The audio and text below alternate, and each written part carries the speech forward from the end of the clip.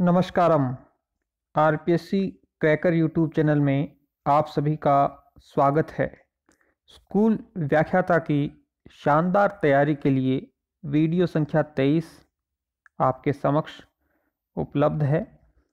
इस वीडियो में मनोविज्ञान भाग 15 के माध्यम से हम चर्चा कर रहे हैं लगभग 750 वस्तुनिष्ठ प्रश्नों की।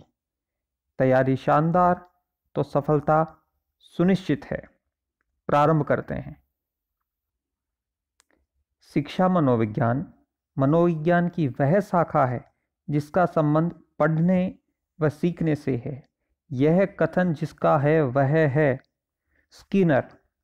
शिक्षक के लिए मनोविज्ञान की उपयोगिता जिस क्षेत्र में है वह है उपरोक्त सभी में, अर्थात उचित शिक्षण विधियों के प्रयोग में, बालकों के व्यक्तित्व के सर्वांगीण विकास में, कक्षा के समस्याओं के समाधान में।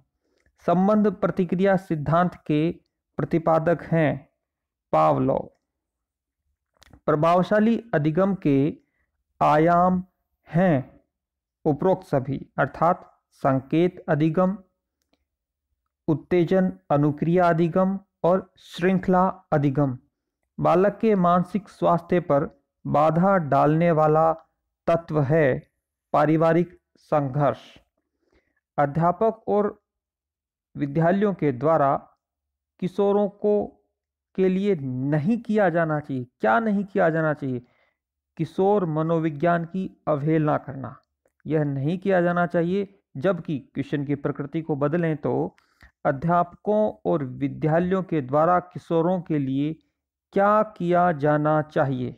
उचित व्यवहार, व्यावसायिक शिक्षा प्रदान करना, उचित यौन शिक्षा प्रदान करना। कौन सा समूह है? अधिगम का तरीका नहीं है अभिक्रमित अधिगम, यह अधिगम का तरीका नहीं है। जबकि प्रायोजना विधि, परिचर्या और विचार समिति, ये तीनों अधिगम के तरीके हैं। आदतें, ज्ञान और अभिवृत्तियों को अर्जित करने की प्रक्रिया ही सीखना है। यह कथन जिसका है उसका नाम है क्रो एंड क्रो। ये दोनों पति पत्नी थे, अमेरिका के बहुत बड़े बाल मनोवैज्ञानिक हुए हैं। निम्न में से अनुदेशन सामग्री नहीं है ओवरहेड प्रोजेक्टर, ये अनुदेशन सामग्री नहीं है। जबकि ऑडियो कैसेट, मुद्रित सामग्री और ट्रांसपेरेंसी, ये अनुदेशन सामग्री में शामिल हैं। सूचना एवं संचार प्रौद्योगिकी में सम्मिलित है उपरोक्त सभी, अर्थात ऑनलाइन सीखना, वेब बेस्ड सीखना, एडुसेट के माध्यम से सीखना।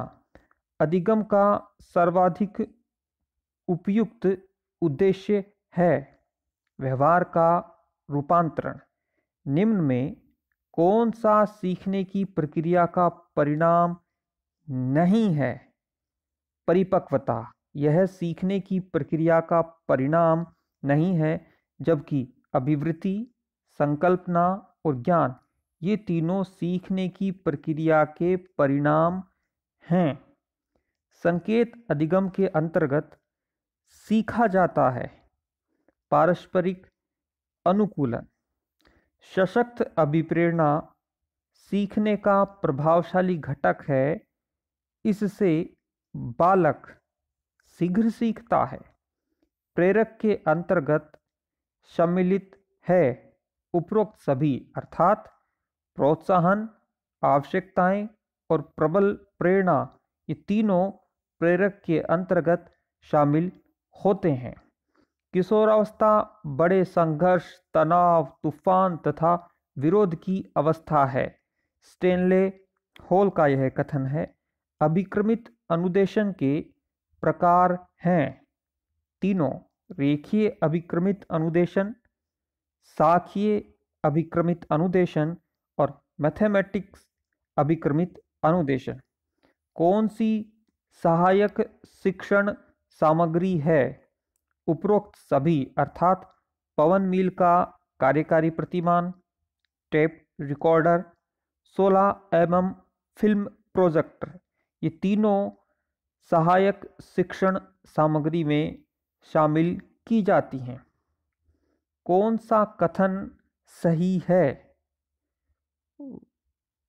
वायरस सॉफ्टवेयर का हिस्सा है, यह कथन सही है। बाकी तीनों कथन गलत हैं। शिक्षण का मुख्य उद्देश्य है केवल तर्क शक्ति का विकास करना, केवल चिंतन का विकास करना। ये दोनों ही शिक्षण के मूल उद्देश्य माने जाते हैं। कौन सी कंप्यूटर की विशेषता नहीं है? इस क्वेश्चन को डिलीट किया गया है। शिक्षण प्रतिमान एडवांस ऑर्गेनाइजर के प्रतिपादक हैं डेविड आशुबेल। ज्ञानात्मक पक्ष का अंतिम स्वर है मूल्यांकन। सामाजिक अधिगम प्रारंभ होता है संपर्क से। बालक का मानसिक स्वास्थ्य निर्भर करता है, वह है उपरोक्त सभी, अर्थात विद्यालय, परिवार और समुदाय। इन तीनों के ऊपर बालक का मानसिक स्वास्थ्य निर्भर करता है। ईमेल भेजने के लिए आपके पास होना चाहिए उपरोक्त सभी, अर्थात मोडेम और telephone line, internet connection, mail प्राप्त करने वाले का ईमेल पता। डेटा का उदाहरण है 4 उपरोक्त सभी, अर्थात विद्यार्थियों के नाम, रोल नंबर, अकाउंट नंबर। मानसिक विकास के पक्ष हैं उपरोक्त सभी, अर्थात निरीक्षण, चिंतन और ध्यान। शिक्षण सिद्धांत में निहित है शिक्षक का व्यवहार, छात्र का व्यवहार और शिक्षण का प्रभाव। ये तीनों ही शिक्षण सिद्धांत में निहित हैं। निम्न में से समस्या बालक नहीं है मंद बुद्धि वाला बालक, जबकि चोरी करने वाला, झूठ बोलने वाला और माता पिता का कहना न मानने वाला समस्या बालक में शामिल किए जाते हैं इन तीनों को, जबकि मंद बुद्धि वाला बालक को समस्या बालक में शामिल नहीं किया जाता है। वंदे मातरम।